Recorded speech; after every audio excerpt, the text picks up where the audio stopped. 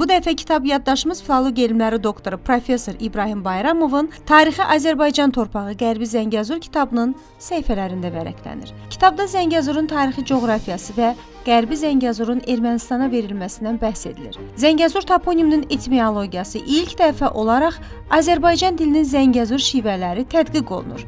Eyni zamanda Qərbi Zəngəzurun tarixi coğrafiyası və etnik tərkibi, toponimləri, aronimləri, hidronimləri, tarixi abidələri Qərbi Zəngəzurda Azərbaycanlılara qarşı törədilən erməni vəhşiliyi izah edilir. Kitabın elmi redaktoru, filologiya elmləri doktoru professor Mahirə Hüseynova, redaktorları Azərbaycan Dövlət Pedaqoji Universitetinin Elmi Təşkilatı şöbəsinin baş mütəxəssisi Vəfa Əhmədova, rəisçilər isə filologiya üzrə elmlər doktoru professor Akif İmanlı, filologiya üzrə fəlsəfə doktoru doçent Könül Səmədova, filologiya üzrə fəlsəfə doktoru Almaz Bədəlovadır.